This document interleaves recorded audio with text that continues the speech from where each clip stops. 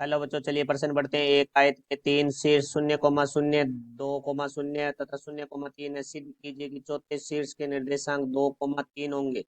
मुख्य अवधारणा। तो हमारा जो प्रश्न है वो देखो आयत से संबंधित है। आयतों के शीर्ष के बारे में बात की गई है। तो सबसे पहले हम बात करेंगे आयत के बारे में।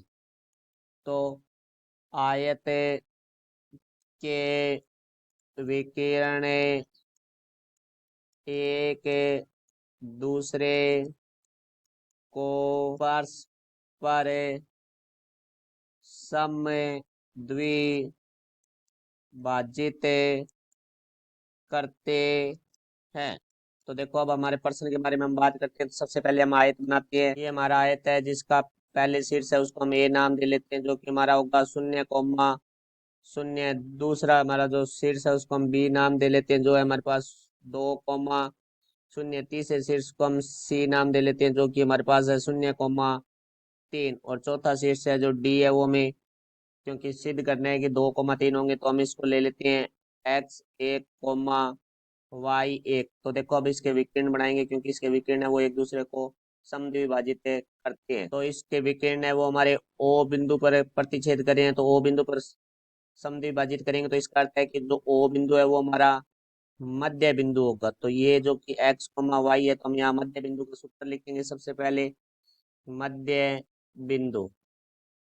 तो देखो भाई मध्य बिंदु हमारा x बराबर होता है x1 प्लस x2 बटा में 2, y बराबर हमारा होता है y1 प्लस y2 बटा में 2। तो अब देखो प्रश्न के बारे में बात करते हैं। तो हमारे सबसे पहले बात करेंगे ए सी का मध्य बिंदु O है।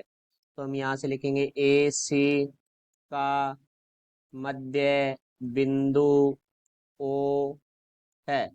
तो देखो यहाँ से हम मान निकालते हैं अब। तो हमारे पास जो x का मान है वो आ जाएगा, क्योंकि ए सी है तो ए सी के पहले हम निर्देशांक लिख लेते हैं। तो देखो ए के निर्देशांक है वो हमारे पास है 0,0। व सी के जो निर्देशांक है वो हमारे पास है 0,3। तो पहले निर्देशांक को हम x1 y1 ले लेते हैं, दूसरे निर्देशांक को x2 y2 लिख लेते हैं। तो अब देखो बराबर में हमारे, क्योंकि x1 प्लस x2 बटा में 2 होता है x के, तो यहाँ से x1 का मान 0 है, प्लस x2 का मान भी 0 है, तो बटा में 2। तो यहाँ से x बराबर आ जाएगा 0 प्लस 0, तो 0 बटा में 2। तो यहाँ से x बराबर आ चुका है हमारे पास 0। तो अब y के लिए बात करेंगे। y बराबर y1 प्लस y2 बटा 2 होता है, तो यहाँ से आ जाएगा 0 प्लस 3 बटा में 2। तो y का मान है वो हमारे पास आ चुका है 3 बटा में 2। तो यहाँ से हमारे पास जो मध्य बिंदु O है वो आ चुका है, क्योंकि x का मान है वो हमारे पास 0 आया है, और जो हमारे पास y का मान आया है वो आया है 3/2। तो यहाँ से देखो भाई अब बी डी के लिए बात करते हैं। तो बी डी का मध्य बिंदु O है। तो यहाँ से देखो बी के निर्देशांक लिखेंगे हम। बी के निर्देशांक है हमारे पास 2,0। व डी के निर्देशांक हमने लिए x1, y1।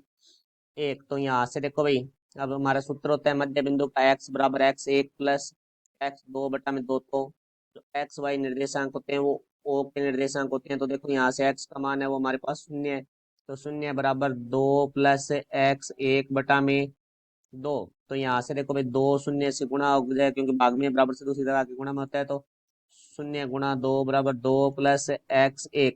तो 0 को किसी संख्या से गुणा करते हैं तो 0, 2 प्लस के बराबर से दूसरी तरफ जाके माइनस का हो जाएगा, तो बराबर x1। तो यहाँ से x1 बराबर हमारे पास आ गया -2। अब हम y के लिए बात करेंगे। तो देखो y बराबर हमारा होता है y1 प्लस y2 बटा में 2, जो कि सूत्र हम पीछे लिख चुके हैं। तो देखो भाई y का मान है वो हमारा, क्योंकि o के निर्देशांक है तो o का y निर्देशांक है वो 3/2 है। यहाँ से 3/2 बराबर y1 प्लस y2 बटा में 2 होता है, तो 0 प्लस y1 बटा में 2। तो यहाँ 2 से 2 कट जाएगा, तो y1 बराबर आ गया हमारे पास 3। तो यहाँ से देखो जो डी निर्देशांक था x1 y1 वो आया हमारे पास -2,3। तो यहाँ से देखो भाई आयत का चौथा निर्देशांक जो कि हमारा होगा -2,3, ये हमारे प्रश्न का उत्तर हुआ। मैं आशा करता हूँ समझाया होगा। धन्यवाद।